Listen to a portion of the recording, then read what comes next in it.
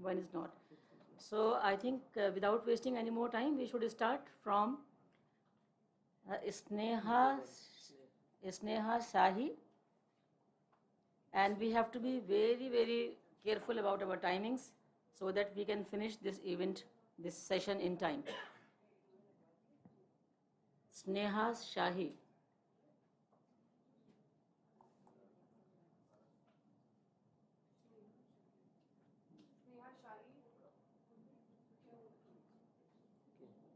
So now we go to Father Salim, number 2.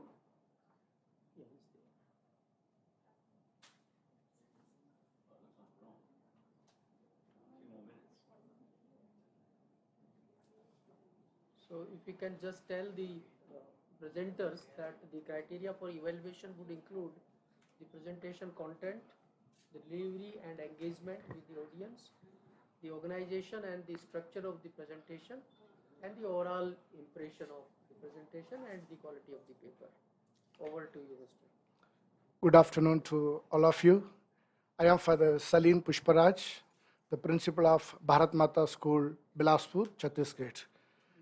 The paper that I am presenting is Internet Gaming Disorder and its Impact on the Environment. Online game traces its origin in 1970s. Today, the rise of gaming disorder has emerged as a major concern for humanity and environment. The World Health Organization, WHO, has proposed a new category of disorder called IGD, Internet Game Disorder, in the latest edition, ICD 11. There are advantages and disadvantages in everything. So also in IGD also we have got, in internet gaming also we have got some advantages. Some of them I have put on the screen. Social interaction is possible when the children play with each other. Interaction takes place socially and cognitive skills get developed. Stress relief is there, skill development, teamwork and communication, community building, education values and career opportunities. All these advantages are possible. Along with that, but the excessive use could lead to any disorder. Like addiction to internet gaming is a growing concern in today's digital age. Lot of challenges in the different dimensions of life when you see negatively. That is the physical problems I have put on the screen. There are so many physical problems when a child is using internet game disorder excessively. Because of this disorder, along with this physical problems, there are some stress and anxiety. Also, the child or children, those who are used to this disorder, get entangled. Depression and isolation from the society. Aggression and hostility also is being developed. And the cognitive impairments, the thinking pattern and negative self-perception also is possible when it is overly used. And some children make use of it as escapism and coping mechanism and so on. So now we come to a serious point, that is accessibility to internet gaming anytime, everywhere. It is simply available. Wherever the children are, they just put on the net and it is available. And it's a major threat for the society and for environment. And irresponsible use of the game is another threat. They use it, though there are some advantages, but then the use often goes irresponsible. So we have got a great role, especially the educators, parents, mental health professionals, and gaming industry can play a vital role in promoting responsible game habits, raising awareness about the sign of internet game disorder. So there are some psychological impact I have put on the screen. We have got both positive and negative, and I concentrate on the negative part because positive we have been seen. A social cutoff. They get socially cut off, and they make use of it as a escapism from the real world. Children often become aggressive and poor emotional regulation, depression, anxiety, cyberbullying, and mood swings. All these are major psychological impacts. The challenge lies in finding a balance between positive aspect and potential risk of excessive use. And we come to the point to treatment, how we can take care of it. One is CBT, cognitive behavioral therapy, is one of the best way to treat children who are with IGD, internet game disorder. Then family therapy also does a great role. Finally, mindful strategies, mindful meditation and all will help those who are caught up with this.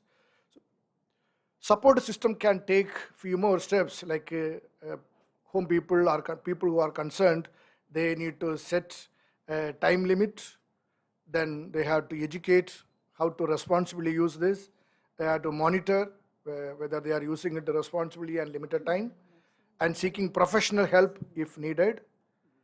And mental health professional, family, schools, and all these people play a vital role again. So now we come to most important point, that is the impact of IGD on environment. First, the factors such as energy consumption, electronic waste, and resource usage associated with the excessive gaming. So we deal by one. The first one is energy consumption. Consuming electricity and potentially increasing greenhouse gas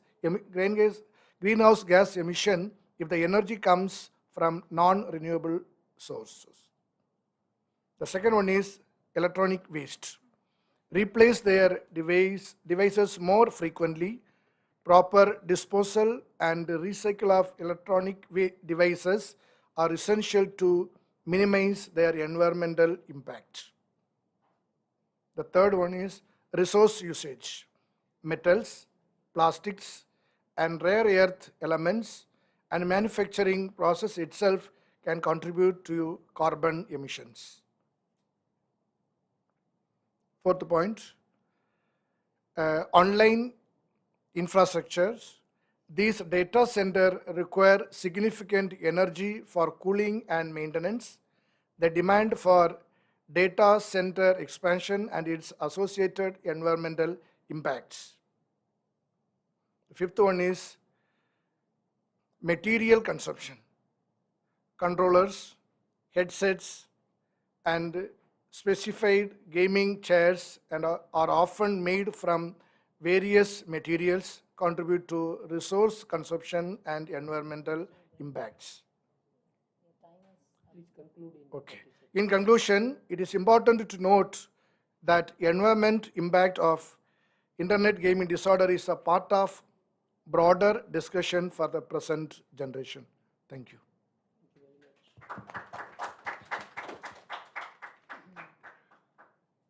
Yeah, please. Next presenter is Ms. Khyati. Good afternoon, everyone, and then sells back or provides the services to the society. But the corporation is not a human entity. It is run by the human beings, the individuals. So individuals act as a mediator between the corporation and the society. They are the core functioning units. So the awakening of the consciousness of the individuals is required. That is the need. So that is the motivation of the study. Talking about some facts of the Indian education system. So education sector in India, there are 1.49 million schools, 9.5 million teachers, 265 million students, and it is one of the largest networks of higher education system in the world. This is from the Invest India report. The source is that.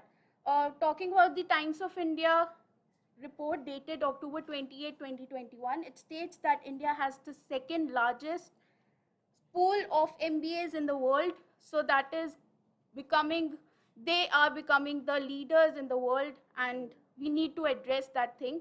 So they are going to join the corporate or the business or the industry. They're going to be the business leaders. So for the research paper, we did the analysis. We took up the research papers from Scopus, Google Scholar, and AVDC list of journals also. and approximately 79 articles were shortlisted, and then the research profiling was done. So the research gap was that mainly there are just 4 types of research articles that we have found, research studies that have been done in the management curriculum.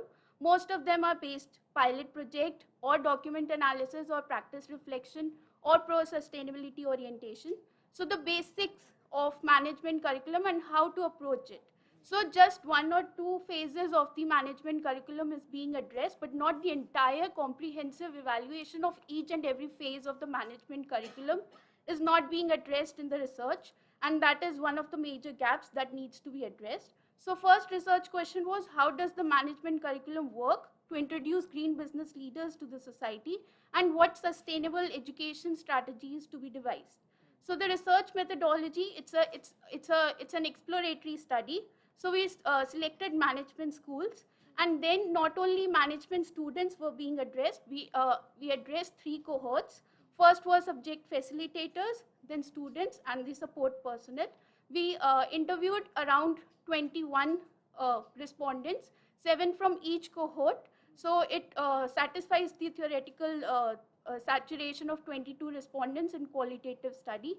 So a selection of individuals from each cohort, then translation and transcription of audio files, then in-person interviews, the range was 15 to 20 minutes. There was an interview guide, and then we did the codes generation, inductive and deductive coding, then clubbing of codes, and then the themes were generated. So these are the 5 themes that were being generated. First was philosophical knowledge. People, the respondents said that there is no set the curriculum to be, the material to be used. It is just philosophically the facilitators teach us that this should be done, this should not be done, but what exactly to be done, what the sustainability factors to be considered, the measures to be taken, that is not being considered. New hires should be there. So there is a particular facilitator for marketing, for operations, for finance, but not for sustainability related education is not there. Then job market needs, there are advisories and research think tanks in the market who are asking for the leaders from who have the sustainability related specific knowledge. So there is job market need, but the skill sets is still lacking. So there should be preference for sustainability related skill sets. And finally, the management institution infrastructure. This theme was mainly generated from the support personnel interviews that we have taken. So they said that whatever material that we have, for example, if you are asking us for green markers, we will give you green markers. If you ask us for a sustainability specific thing, we will give you. That is entirely based on the material that we have. So we are helpless. We depend on the higher authorities and the overall management institution infrastructure. So the entire research studies implications are mainly leading to responsible leadership of the MBAs and management students that would, join the corporate and business or the industry. So it would be responsible leadership on that respect. There will be job enhancement also, because there would be a match of the skill sets with the requirements that is there, that is needed in the job market, and all it would lead to ESG impact on the overall society. There are limitations and future research directions. Okay, just one step. Limitations, because of paucity of resources, time and money, we were not able to do the methodological triangulation. So that could be taken up in future, and the experimental studies also to establish the causal relationship. These are the references. Thank you. Thank you, Kathy. Just one question. Yes, sir. What was your cohort? You selected region-wise management institutes. How did you select the sample? So management schools were selected on a quota sampling basis. Then the cohorts were selected randomly. We defined the cohorts, the subject facilitators, students, and the support personnel. But then we randomly selected what were the criteria for the quota? For the quota, we tried to. It was a little bit on convenience basis, where we can reach out to the cohorts. Any question from the audience? Thank you. Thank you. Thank you so much. So we have the next presenter, Simpal Kumar Suman. The topic is plastic pollution linked to global climate change, an emergency call for the planet. नया session शुरू हो गया है मैपुल में मुझे मैपुल या downstairs because my session is started. Yeah, so I'll be meeting you after some time. Okay, bye. Yeah, please Please start. start.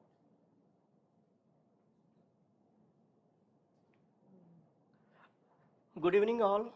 If we are studying environmental science, first, plastic pollution, and second is global climate change. Previously, scientific backgrounds from the people from the scientific backgrounds and various stakeholders dealt with differently, separately. But new science is coming. Both are not separate, both are linked by global greenhouse gases. The global mean temperature is 14.8 degrees Celsius, the warmest in tens of thousands of years. Level of carbon dioxide in the atmosphere is 421 ppm, the highest in millions of years. It is not frequently widely recognized or vague a point among those involved that both plastic manufacturing and wastes are contributors to climate change. I will explain the last slide. According to the OECD policy highlights, 93% of the world plastic is still produced using fossil fuels, with 6% coming from the recycled plastics and about 1% bio-based materials. Only 1%. We have a solution in 1%. We need to convert 1% to 900%. This is very challenging issue. So, how plastic pollution linked to global climate change?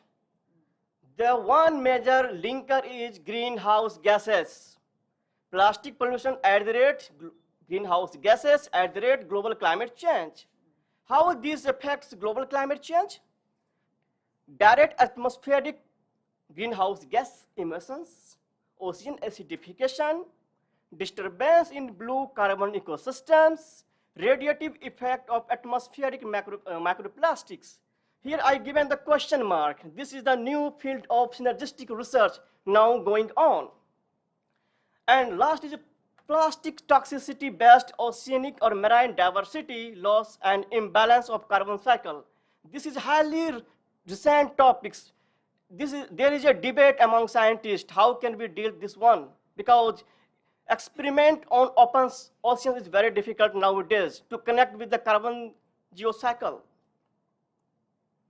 Here are some key points. By 2060 from now, the global annual production of plastics is 2 times the beginning of life cycle of plastics, starting from the crude oils refining. So we are thinking about plastics, chips, plastic materials we are eating, chips, and throwing in the environment. No, this is not starting from the plastic waste generation problem. It is starting from the crude oil, petroleum crude oil, fossil fuels oil refinery to the post-used of plastics. There is a missing point among researchers, not given more emphasis. Researchers given more emphasis on the plastic pollution and its ecological impacts, but not more on plastic production linked global climate change. This is the missing point.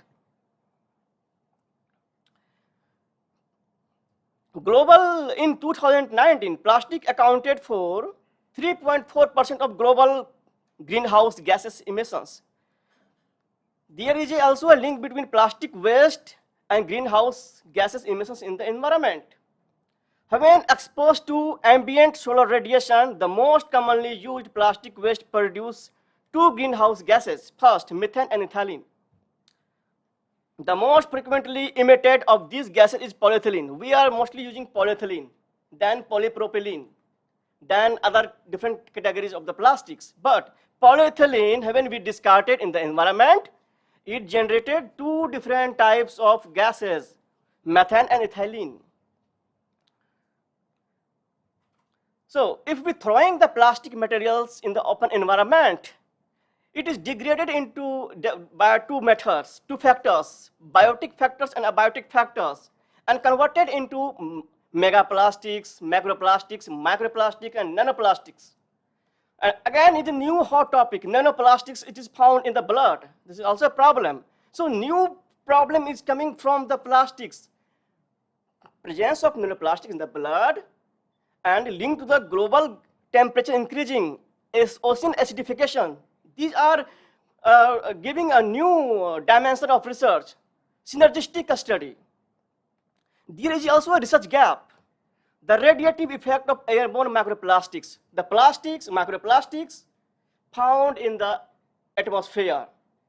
So aerosols present in the atmosphere, they have positive EFR value. Sorry, negative EFR value. EFR value means, 1 minute, sorry. Effective force radiating. And the presence of microplastics in the atmosphere, it gives positive value. This is a new research published in the Nature journal. So research is going on in this field also.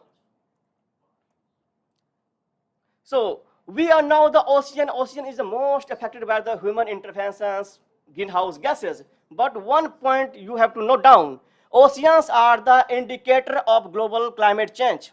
This is the main point. Because first, oceans are acidified by the various processes. The environmental impacts of microplastics is exacerbated by climate change, which affects their degradation rates, spatial distribution, and ecological interactions. First, I described about how plastic pollution, how plastic waste linked with global climate change. I am going to reverse the word. How climate change impacts plastic pollution. Arctic sea ice, when it is the major temporal microplastic sink, 38 and 234 microplastic particles per cubic meter. This is the biggest reservoir of microplastic in the world. When temperature increases, it melts out, and during the process of in the oceans, but through the weather, it happens by sea spray. So it helps in the distribution of microplastics. This is also a new field of research. Research is going on. This is very highly new research topic. We already told that climate change indicators, oceans are the climate change indicators and the world's largest active carbon pool. Phytoplanktons and zooplanktons are more susceptible to nanoplastics and macroplastics. So research is going on in this field also. More than 1,000 rivers contribute 80% of global plastic pollution to the oceans according to the predicted model. It is published the data in the Science journal. Ocean plastic disrupt ocean circulation patterns, interfere with aquatic organisms that are preventing the absorption of carbon dioxide and increasing ocean acidification, leading to a rise in global warming. Based on the estimation, over 5 trillions of small-sized plastics, including macroplastics, small-sized and large-sized, mesoplastics and macroplastics are afloat at sea. This data is based on the estimation. They can interfere with also photosynthesis. Macroplastics and nanoplastics can interfere with the photosynthesis and growth of phytoplanktons, which are the main producers of organic carbon in the oceans. Yes, sir. And last point is blue carbon ecosystems. Blue carbon ecosystems play a vital role to sequestration of carbon dioxide. So 50% of total organic carbon is mitigated by 0.5% of the ocean floor. But due to the plastic pollution and its defragmented form, microplastics and nanoplastics, they are highly affected. This is the major issue nowadays. So What is the possible approach? Number one, circular economy approach. This is number one possible approach in the world. Bio-based plastics. Earlier I told 1% contributing in plastic manufacturing, but we have to use bio-based plastics. So what bioplastics and bio-based plastic, both terms are different, but we need to use bio-based plastics. Collective stakeholders engagement. So this program is a part of the collective stakeholders engagement. Social inclusion awareness. Most of the rag pickers, waste pickers are important part. They are scavengers for the plastic picking. So we have to include in the environmental program. Transitioning to renewable energy, legal and policy effectiveness assessment. In India and the whole world, lots of projects are going on. Just we are started, but we need to assess it's going properly or not. What the its real-time conditions? Project is on the right track or not? It's very important. And the seventh point is the harmonized global policy. It is very important. So every country have different policies. So we need to reunite at one point. So harmonization of the global policy is very important. OECD playing very vital role. Sir, this is last point. This is very important, this point. See, the research paper published on from 2011 to 2020, 6,579 research paper published alone on climate change. Next, plastic pollution from 2011 to 2020, 1,712 papers published. But how plastic pollution linked with climate change, only 60 papers published between this time frame. So this is very remarkable issue. So we are entering to the new synergistic study, plastic pollution linked global climate change. So this opened a new orbit of research. Thank you.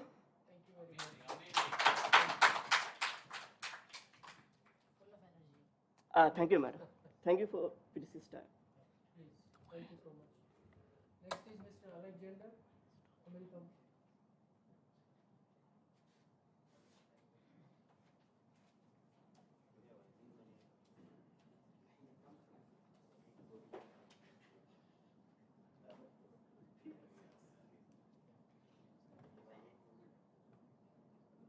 This topic is food security, climate education for schools is a need of the hour.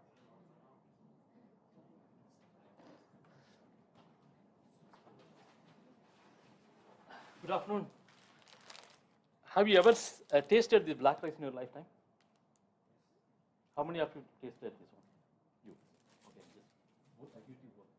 So this is a forbidden rice. So I'm going to talk about the food security and climate change. It's a need of the hour. My name is Alexander Amidam from the Greens Paradise Sanctuary. So how many edible plants in this planet? Any idea? 30,000 edible plants in this planet. Unfortunately, we are having only 12 plants feeding us. 12 plants and 5 animals are feeding, and 75% of population. Just imagine. Out of this 12, only 3 plants, with this wheat, rice, and maize, feeding 60% of our calorie. Just imagine something's going to happen to these plants. What about our future? The core point is agriculture has been practicing many centuries in India, right? There are, after Green Revolution, many traditional varieties have been wiped out, right? So one of the key solutions is on-farm conservation. We believe very strongly on that. See, the traditional knowledge has been passing from one generation to another generation. This is the last generation who lost that traditional knowledge. And most importantly, young generation like you do not know where the food is coming from. You do not know how to produce a food. This is a key challenge at the moment. So organic carbon in our soils have been reduced drastically, 0.5% in Indian soil. So as a result, 51% of malnutrition happening because of organic soil gone. So what is the solution? We can talk about all the problems. What is the solution? We have to develop the model, inspirational model for the schools, right? And you have to be a model. This is what we are talking about today. The food security, this is one of the major issues. Everybody is talking about that. What is the food security?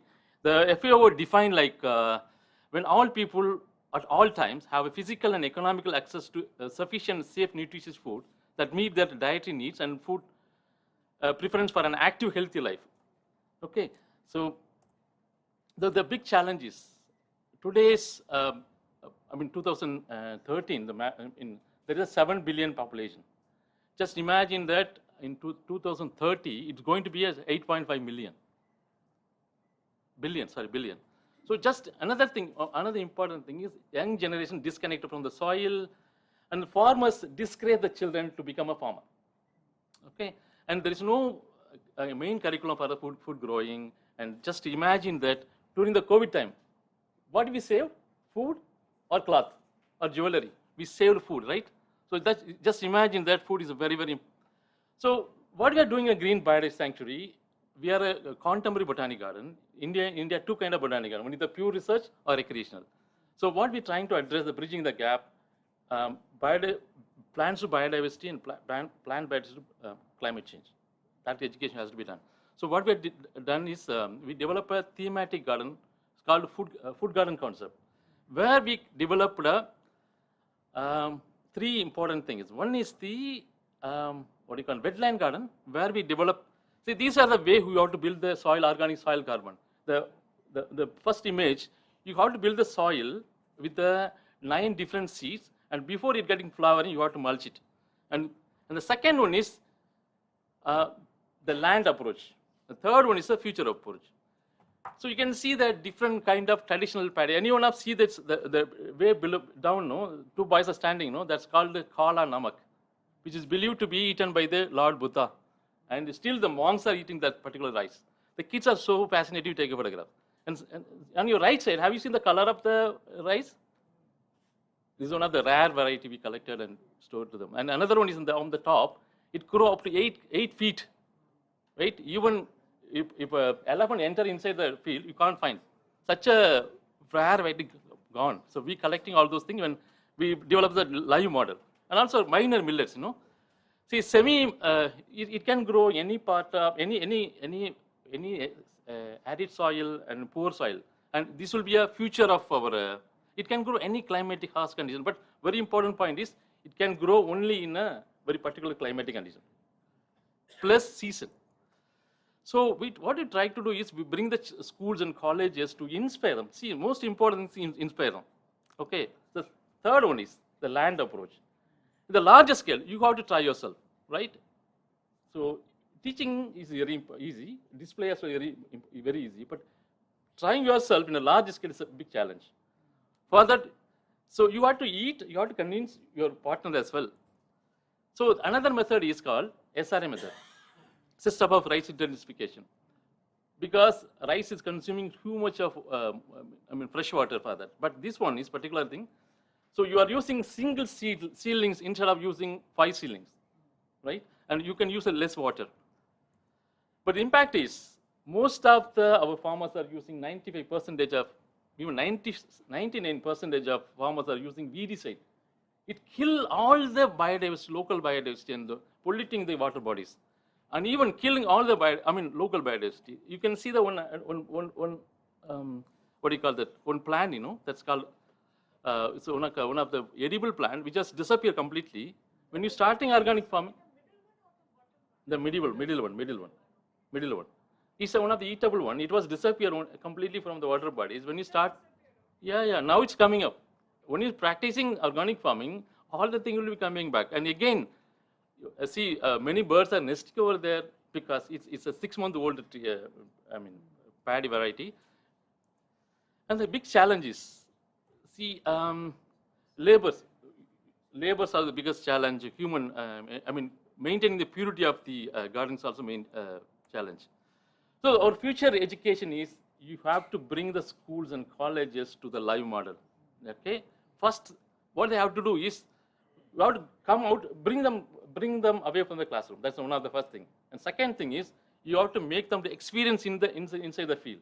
And third one is, you have to make them taste the food.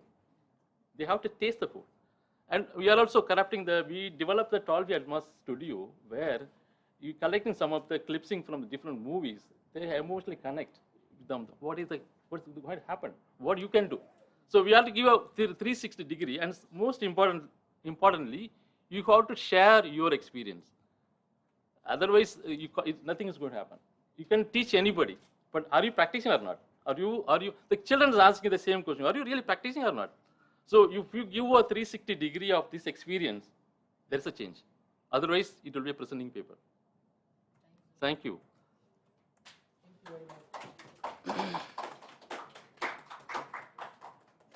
interesting. Thank you. Please take.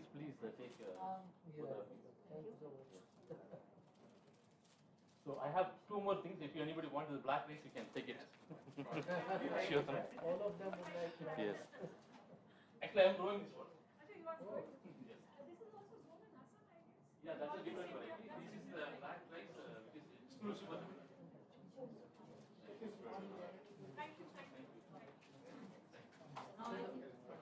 So the next presentation is by Sohani Chadda.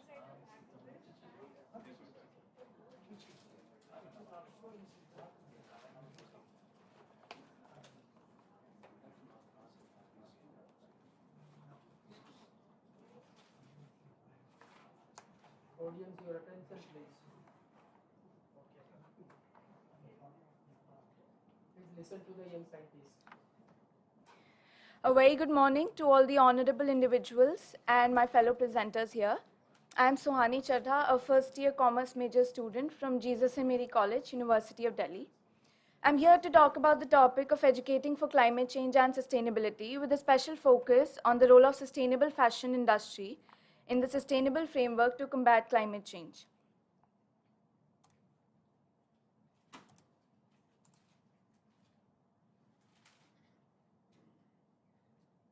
Here presented are some key pointers as to why exactly do we study sustainability. It becomes significant for me to mention that the Gen Z today represents the largest generation of today, and thus the people of this cohort will soon hold a powerful position as fashion consumers and thus have the ability to drive positive changes for the society globally. This is why majority of our actions need to be directed towards creating a positive change in the mindsets of the youth today. My paper thus focuses on sustainable fashion, considering how close fashion industry is to the heart of the youth today. Forests are burning down, oceans are drying up, and wildlife is losing its habitat. All of these instances should be enough for us humans to understand the grave threats that our actions might put on the environment around. It's absolutely essential that we know what the need of the hour is and we take a step forward to learn to live sustainably in harmony with the nature. For we have to emphasize on one earth, one family, and one future. And the key to doing this lies in one word, sustainability. Here presented are some key pointers relating to the environment which showcase the need for immediate attention on our part. Continued greenhouse gas emissions will lead to increasing global warming with the best estimate of reaching 1.5 degrees Celsius in the near term in considered scenarios. Every increment of global warming will intensify multiple and concurrent hazards. Up next, I present certain facts about sustainability that bring forward the growing awareness about sustainability in today's era and what benefits a sustainable brand might enjoy. Fashion is at the heart of the youngsters. However, so to mention that the fashion industry is the second largest polluter in the world after the oil industry, cloth production results in release of several toxics and chemical waste that are untreated and dumped directly into the water bodies. Sustainability can be incorporated into every aspect of our lifestyles, including food, home appliances, and even clothing. Eco-clothing deals with garments that are manufactured using eco-friendly raw materials and techniques, thus having minimal or no impacts harmful on the environment. It relates to fashion products and clothing styles that are predominantly based on natural, organic, and renewable resources. However, the lack of options that are available for conscious shoppers in India presents a huge opportunity. While there's a lot happening globally in the innovative space, there are only a few notable Indian brands that are experimenting with them.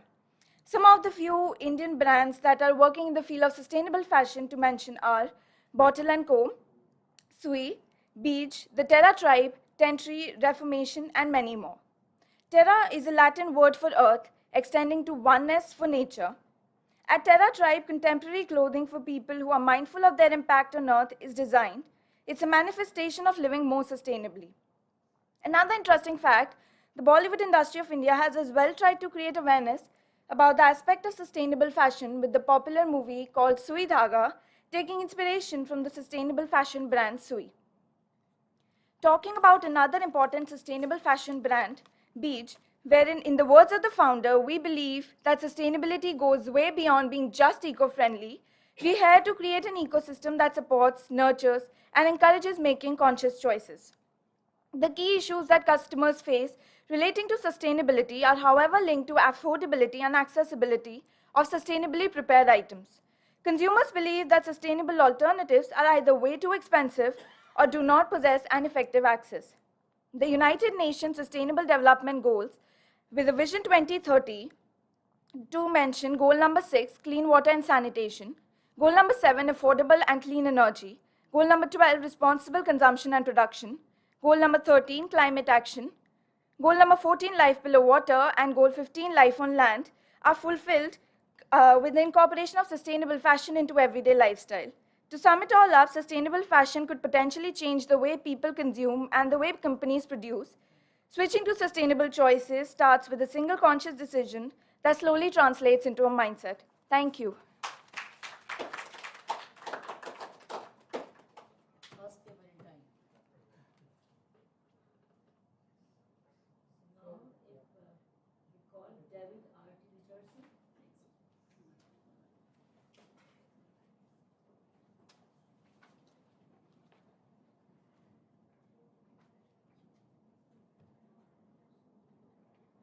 No.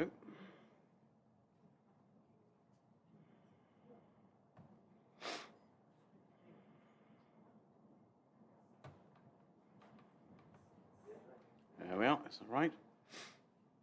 Gosh, what's happened down?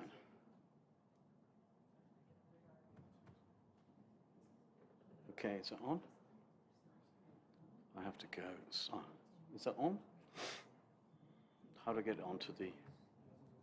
Oh, God. It's up there. It's up there now. Good. Go back then. Okay.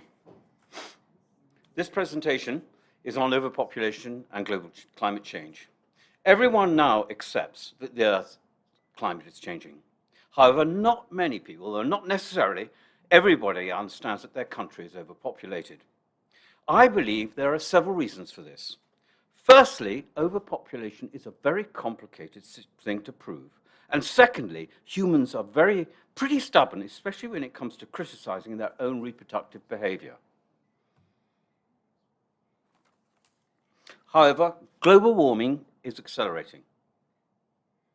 Many scientists now believe that if we do not cut carbon emissions from the existing 40 gigatons a year down to zero by 2050, we could reach 3 degrees or even 4 degrees centigrade by the year 2100 after pre-industrial level, and this will bring apocalyptic results to mankind. The combination of the effects of overpopulation and climate change are absolutely obvious. Species loss, human conflict, climate extremes, drought and floods, sea level rise, damaged marine ecosystems, pandemics, malnutrition, and increased competition for survival.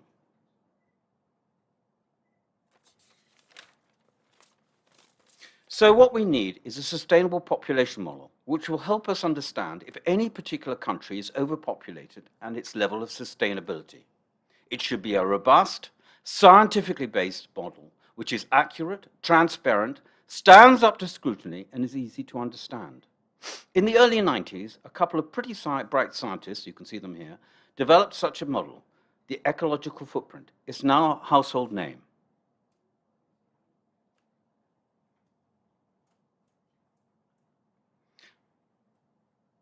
Sorry.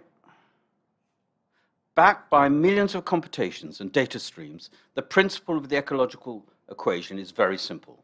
If in any particular year a country consumes more than it can produce, i.e. its ecological footprint is more than its biocapacity that it can regenerate in a year, then it is ecological deficit, i.e. the country is living unsustainably. And vice versa. You can see that. Oh, sorry. That's okay. Vice versa. A country, vice versa, if a country's biocapacity is more than its ecological footprint, then it is said to have an ecological reserve, i.e. a surplus, and it's living sustainably. That's in green, okay? Here you can see, incidentally, all the countries that are green are living sustainably. All the countries in red are unsustainable, okay? So 80% of the Earth is living unsustainably. You can compare countries because the biocapacity and the footprint are expressed in global hectares. I could directly compare countries. Instantly, 80% of the Earth's countries are now living in deficit. Hence, the world is living way beyond its needs. In fact, it would take currently a biocapacity of 1.7 Earths to regenerate a year's worth of ecological footprint. There we are. Next one. Here is a graph that plots over time since 1962 the Earth's total biocapacity and the Earth's total ecological footprint. Note how the Earth passes from an ecological reserve in green to an ecological deficit in the early 1970s when the world had a population of 3.5 billion. In other words, the Earth has been living in an unsustainable state since the 1970s. Simple logic tells us that this planet would need to reduce its population by half if it was to move back into a sustainable state, given the current average consumer patterns. This graph shows a breakdown of total ecological footprint combined since 1962. You can see the components, ecological footprint of grazing, forestry products, cropland, and carbon in the top. Since 1962, going up to 2000. Therefore, carbon is a major component. That is why we must reduce the carbon, to reduce our footprint. Good news, the fertility rates of the world are going down. The United Nations project that the human population of the whole Earth will level out at 10.4 billion by the 2080s.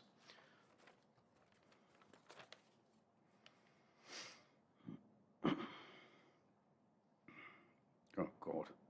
The reasons are clear. Fertility rates are going down, and I'm missing a page, of course, but don't worry about it. Can't move it. You can see the fertility rates on. The whole world is going to go into decline, except for 8 countries, mostly Africa, India, Pakistan, and the Philippines. We're going to get older. That is good news. However, there's lots of work you can do. Join an environmental or population group.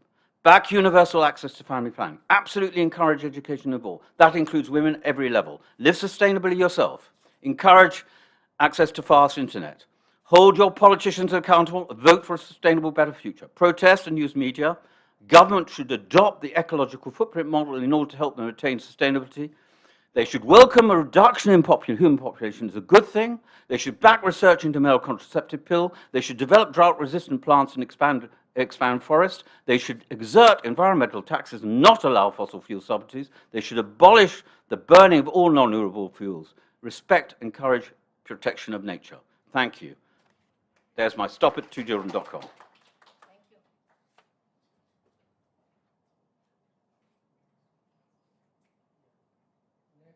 you, Dr. Daniel. Next is Prerna Maheshwari.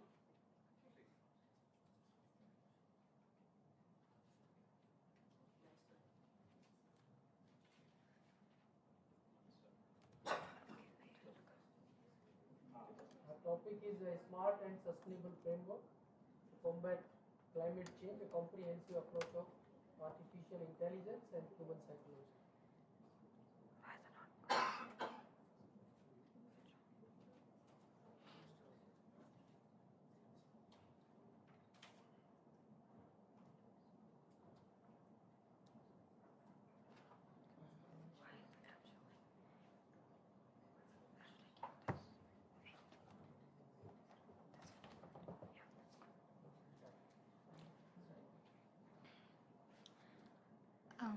Good afternoon, ladies and gentlemen, distinguished guests, and our honorable ma'am and sir.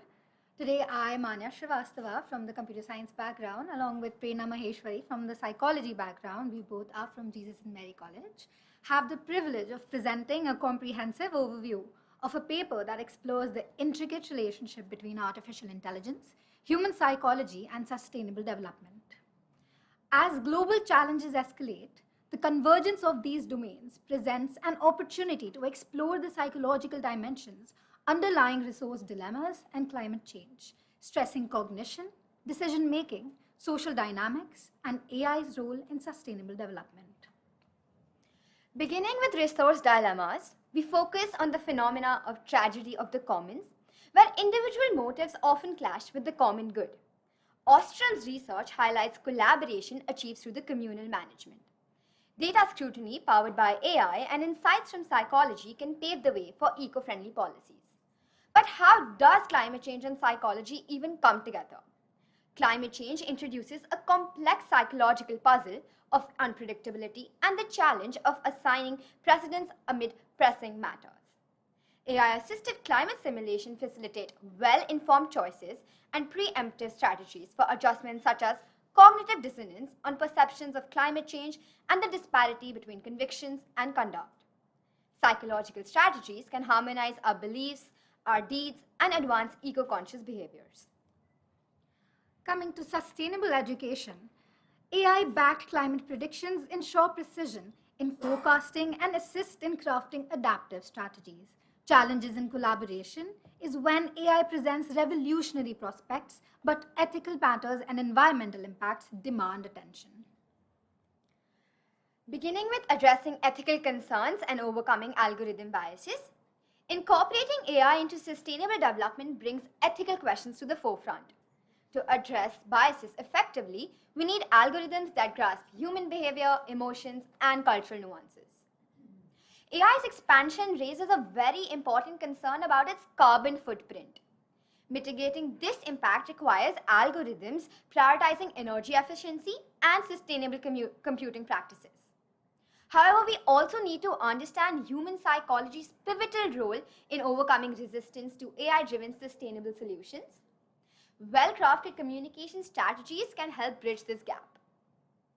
Also, AI's potential for sustainable progress mandates effective policies and global cooperation to ensure equitable deployment of technologies. However, this is not possible without the collaborative partnerships spanning governments, academia, corporations, civil societies that facilitate data sharing and expertise enhancement, paving the way for an interdisciplinary approach. Coming to our original ideas for applications, we have 3 different apps, and I will be delving deep into each one along with the sustainable developmental goal that it supports. Coming to Eco-Efficient, which is an energy consumption tracker. It tracks energy use and rewards conservation, a software that is rooted in behavioral psychology principles, intentionally crafted to motivate users towards embracing energy-efficient behaviors. It utilizes AI algorithms to assess user energy usage trends. It supports SDG number 7, which is affordable and clean energy. Then we have Wasteless Kitchen, a food waste reduction platform which prevents food waste with expiration date reminders. The AI-powered food management system effectively aids individuals in overseeing their food stocks. It goes a step further by providing recipes curated for leftover ingredients and offering advice on reducing food waste. The system efficiently taps into insights from behavioral studies to motivate users towards embracing eco-conscious eating habits. SDG 12 is supported by this app, and SDG 12 is responsible consumption and production. Coming to our third and last application, which is Green Route, a public transportation optimizer.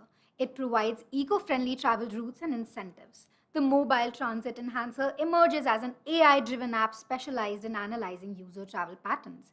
Utilizing this information, the app provides the most efficient public transport routes. It smoothly incorporates behavioral psychology concepts, motivating users to select greener travel options and thereby reducing their carbon footprint. Green Route supports SDG 11, which is Sustainable Cities and Communities. In conclusion, the fusion of AI, human psychology, and sustainable development offers a promising path forward to address resource constraints as well as climate change. By leveraging psychological insights and AI's potential, we can navigate towards a more sustainable and harmonious future for both humanity and our planet. Challenges become opportunities through innovative solutions and shared dedication to our global community's well-being. Thank you for your attention. Thank you. Next we have Kamalika Banerjee.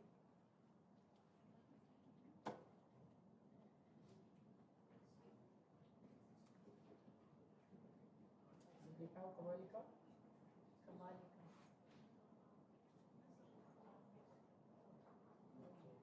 So if Kamalika is not around, then we have Pallavi Tiwari.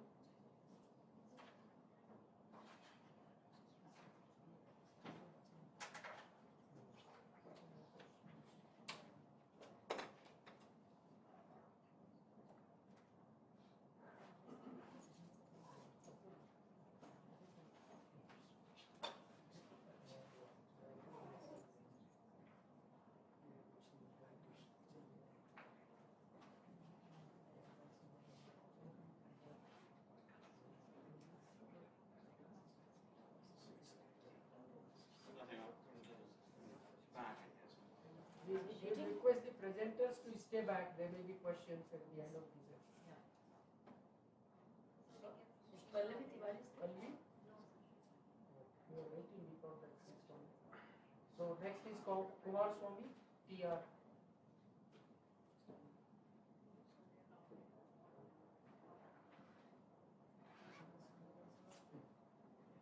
So in that case, Nishtha Madani. Nishtha Madani.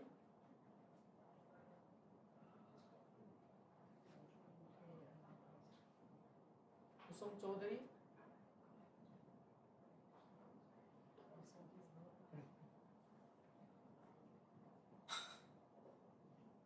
In that case, we have last Uttam Shrestha.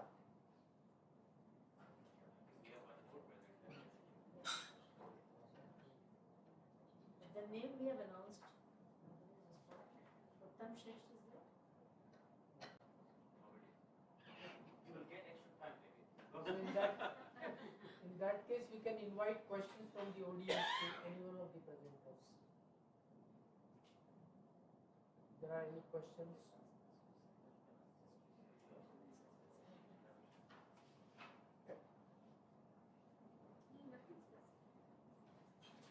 What does your food taste like? Sorry, a good question is asking.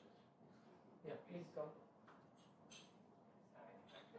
Could you please repeat the question in case? Sorry, I was just interested to find out what is the quality of the food, Yeah. what sort of production you're getting per hectare in comparison to conventional Yes, rice or yes, whatever it is. that's a very good question. Mr. Alexander Back. Yes. See, Traditional rice variety. regarding the taste, most of the organic, and for example, I take this one. You can't eat this rice like just like normal rice. You can't prepare this rice. Okay, this is only rice having a more anthocyanin pigments content, right? So what you have to do, you have to grind the rice, soak it for 12 hours in water. You should not wash it, right? No, you should not wash it. In particular, this one. Other variety, okay, you can wash it, but this variety you should not wash. The reason is the pigment. Fragrance goes? Sorry? What happens? The fragrance goes? Not a fragrance. The pigment is called anthocyanin. The only anthocyanin pigment is only this rice. Okay. Have you got any cooking recipes? Yeah, I'll tell you. So yeah. That's the most important thing. See, for example, if you take 1 cup, you have to add 6 to 9 cups for make a kanji, the morning breakfast. If you go for a sweet out of that, one thing, during the Chinese primer came to Tamil Nadu, our Prime Minister Modi hosting the, so during the morning breakfast served by this food. Okay, so that's a forbidden rice. So such a nutritious value that this one. Again, they are asking the nutrient content, taste, no? Initially, it's very difficult. Okay, I'll explain to my family, right? Initially, first day, I'm interested to, introduce my home. First year, you okay, my wife. For second year, she said, okay, you can do all the experiment in the schools, not in the home, okay? So how to corrupt? So I came to an idea that why she's not wanting that one. Reason is, our mindset is rice means white color. So I have to go to the root and find out which varieties giving it more taste to corrupt her. So I find one variety called the Kichadi Samba, which is fantastic taste. Again, I brought it again. Again, the taste is more fiber, the taste will be a little bit not that much good. If you like slightly polish her, now she's addicted to that particular rice. If I bring any rice from the home, shop, she never take. Okay, you have to slightly adjust. What is the Yield. yield? Yeah, okay, that's a good How question. much water you use? Yes, that's a very good question. Yes. Regarding yield, for example, 1 acre of paddy, you get a 30 to 40 bags, but you get only 50%. It's not much, but nutritive value is huge. Again, if you take a 2 cup for your rice, if, for example, if you are cooking for 2 cups for your cooking, no, you can have only 1 cup. Then the nutritive value, for example, I used to go for a survey in the forest for the trekking, right, endangered trees. I carry one bottle of old rice water. The whole day will be so fresh and energetic.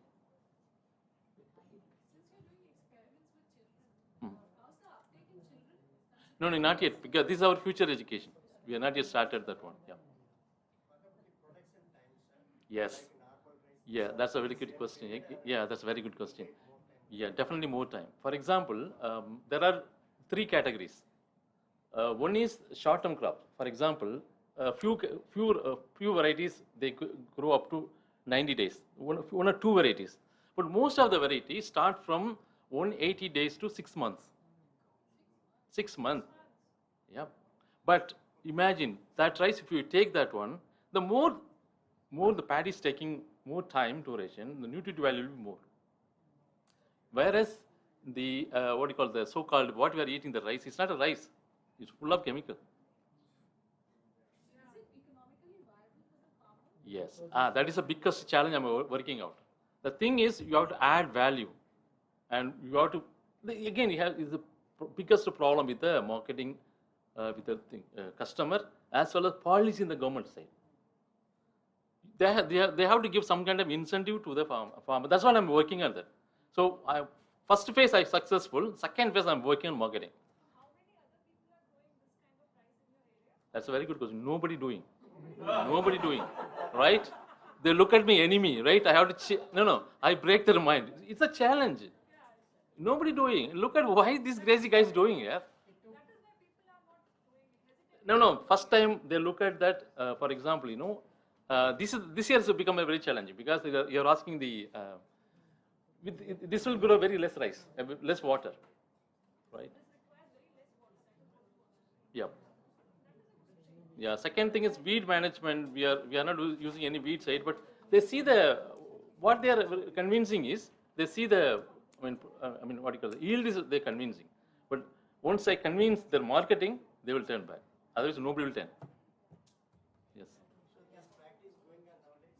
Yes. Still going on. Yes. So I think the number 1 is back to the hall. So may I call Sneha Shahi?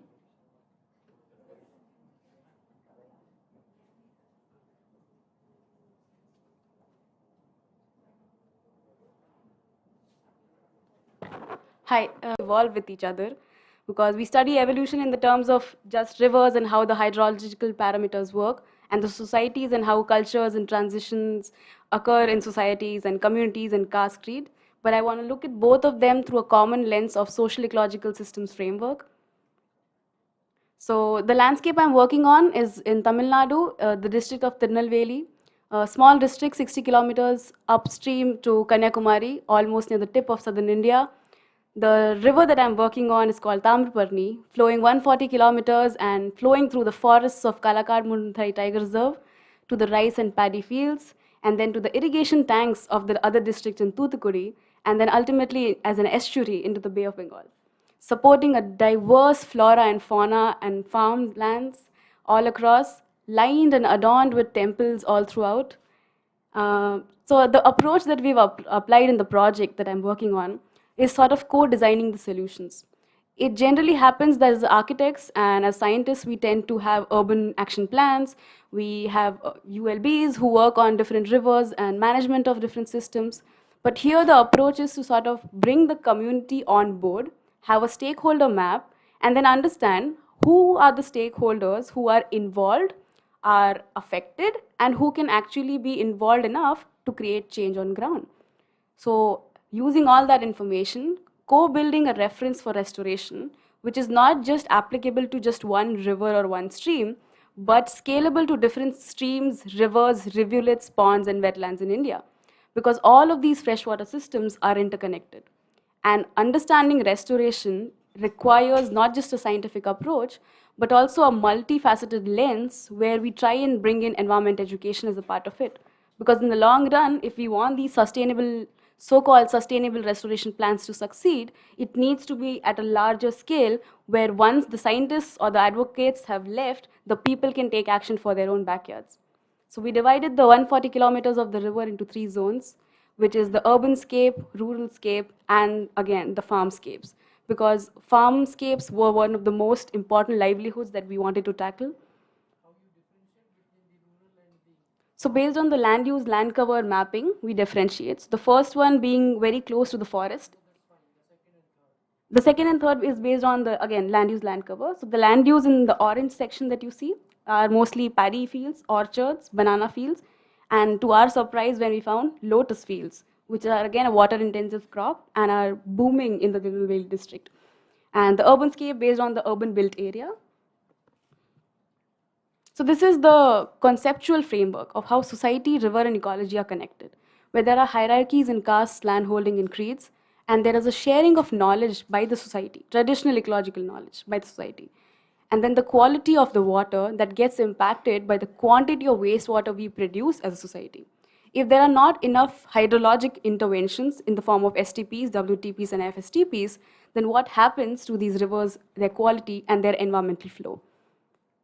Moving forward, the idea is to restore, but to also understand why are we having this restoration and for who? Because wanting to restore a river, which is such a dynamic concept, is mundane unless you try and understand its history. Because what would you restore it to? You cannot restore a river or a system into what it was, because a natural system needs to keep evolving. And you can't make it into something entirely different that it is not. You can't just tame rivers and straighten them and make them into channels and conduits of water. But they need to be free-flowing, having a floodplain, having a buffer zone that not just sustains its water, but also sustains the ecosystem services that the river provides. So I have a big team by my side from ATRI, and amazing number of students and research interns who put all the hard work into it, not just doing a lot of macroinvertebrate, bird, otter, and snake related work, but also with the district administration of Tirunelveli and Mr. Vishnu, IAS officer, who's the district collector of the Tirunelveli district. We have had an immense support and approach to reach out to the communities, understand their stories of the river, how they have grown up watching the river in different scales and stages of their life, how earlier restoration practices have been put in some sites of the river and how that's played out, and then so on. So again, coming to the goal is to create a Tamaracess knowledge alliance, because we'll generate data, we'll analyze it, we'll publish our papers, but then after we leave, there has to be a local ecological alliance between the community where we have a setup where everyone can feed into this portal. There's already a portal in place by the district administration, which is called the Nellai Neervalam. Our approach through ATRI and my approach to my PhD work is going to be having such a portal for people to freely access, so sort of bringing citizen science into the concept of sustainable, restoration plans. And yeah, this is what the river looks like right now. There is no sediment left whatsoever. Till about 50 to 60 centimeters where the water levels are in summer, there is no water. So then when we are trying to restore a river with no water, where do we start? So we start at the waste management level. We start at the temples where there's no water and there's only clothes left which are dumped in the name of some cultural practices. So the idea is to start at the bottom and then scale up. The administration has been very supportive of our ideas and initiatives, but it's a very slow process. And as we know in India, bottom-up approaches only work when there are really interested and passionate grassroots level leaders. And that's where we come in to sort of mobilize them through whatever funds we have, sort of create some stipends for the people who live there, monitor the river for us, and introduce the concept of green jobs and green education to them through nature trails and school programs like rovers like A-Tree has, and so on. So again, social ecological systems framework, a framework by Nobel laureate Dr. Elinor Ostrom, on which I'm expanding on and filling the gap of environmental histories, which are a crucial angle in understanding sustainability of our systems, which are again interconnected with all of the SDGs, because no matter where you go, you need water, and no matter where you go, you will need water. So bringing water and social ecological systems lens into it, which is a novel approach through this PhD, is going to be my goal. And I just wanted to present this topic on a platform such as this to sort of take it forward and get more insights into it. Thank you.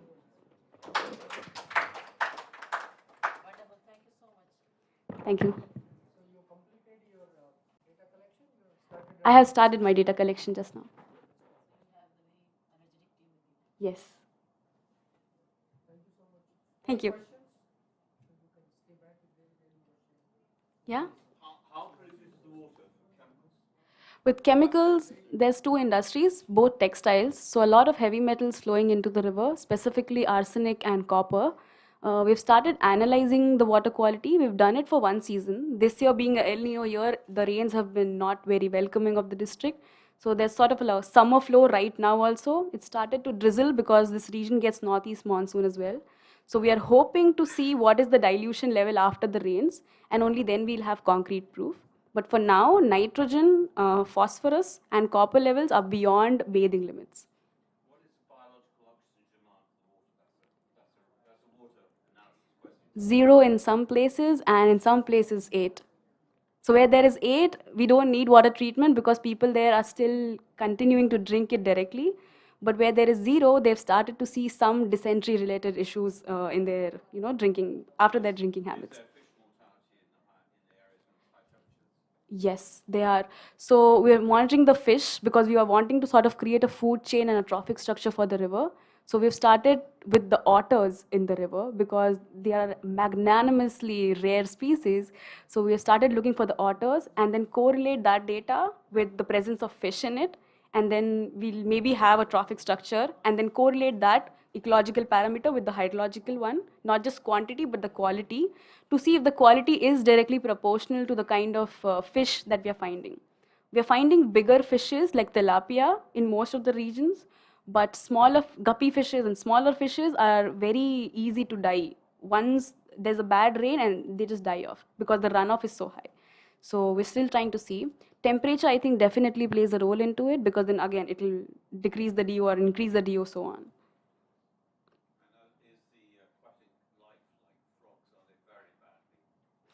Yes, there are 3-legged frogs as well. There are farms from which a lot of fertilizer runoffs into the river. So we've seen cases with sort of disformed frogs.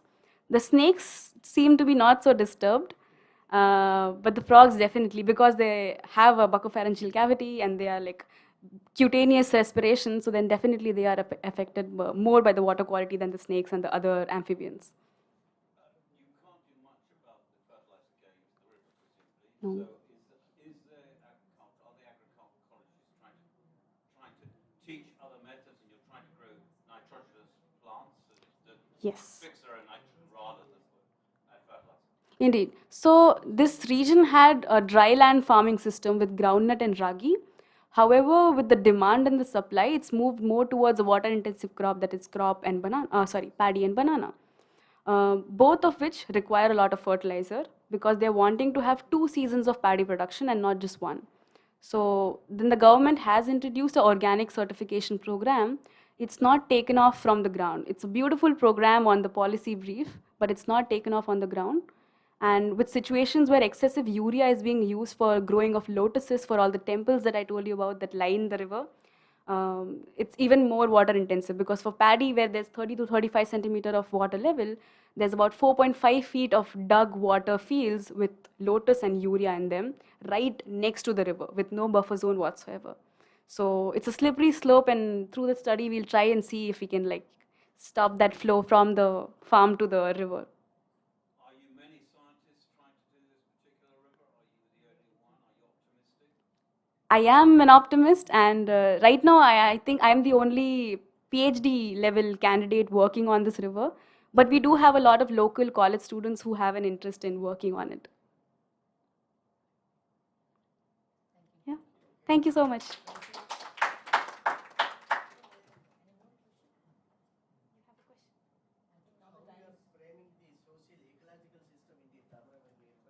So the idea is to establish observatories which are going to be a long-term lens into the river, and that we are still framing if the observatory is going to be a standstill structure where people can come and give information to officers, or if it's going to be an online portal. So based on how our pilot goes, we'll be deciding that.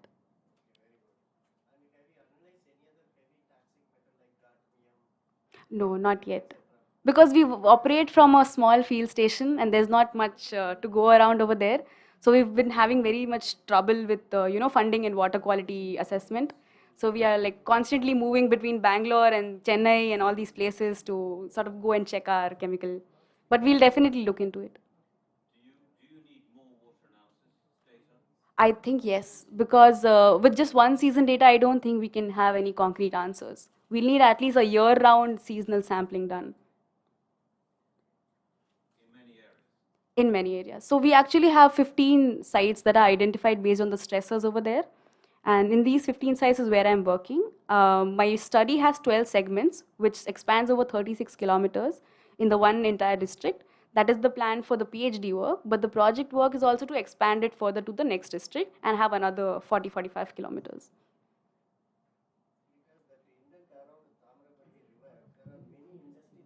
Yes. Yeah. I'm pretty sure we're going to get a lot of lead, but we've still not analyzed for it. But I'm hoping we get it for data, but I hope it's not there. Yeah, thank you. Just one question. Is this river also part of the national project on river rejuvenation? I wish all the rivers are, but this is. Yeah.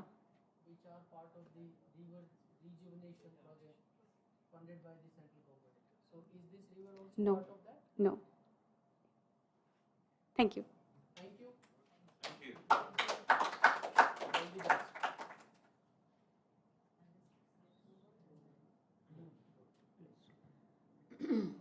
So thank you all the presenters. This was the utmost interesting session of this sustainable education event, because we are here since yesterday.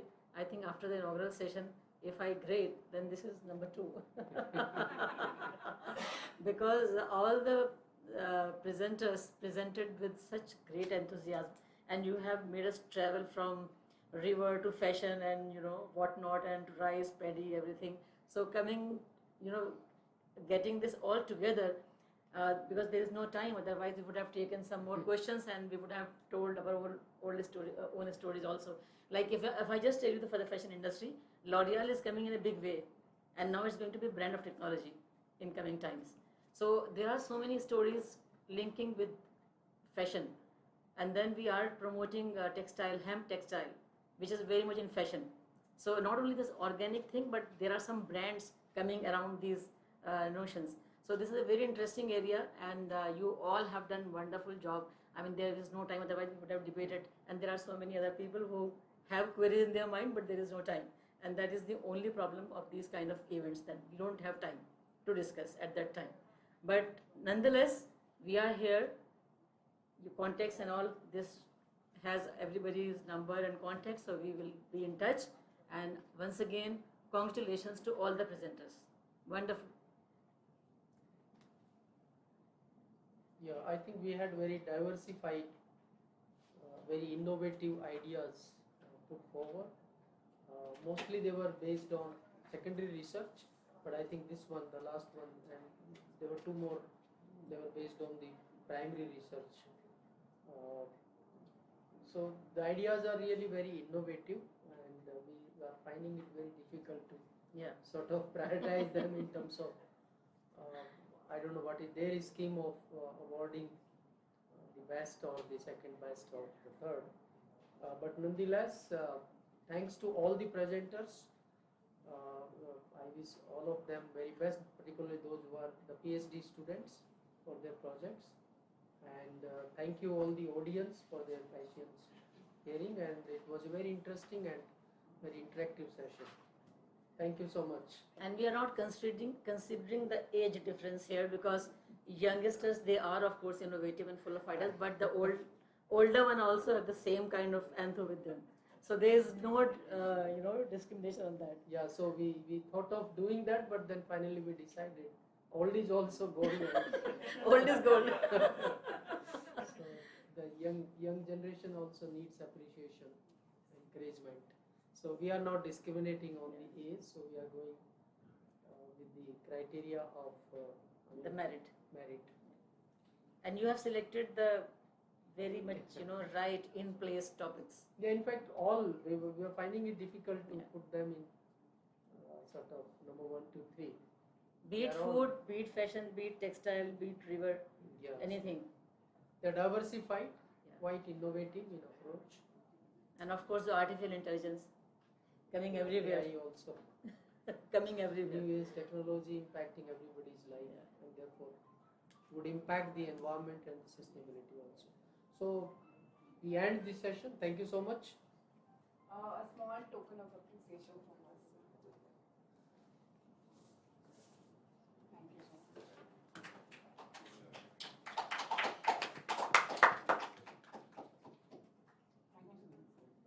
Thank you.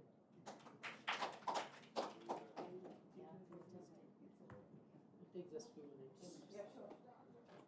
जैसे कहा ना, बहुत मुश्किल हो रहा है कि कहाँ ले जाएं इस रिजल्ट को। कर देते हैं जो हमने दिया हुआ है इसी पे कर देते हैं।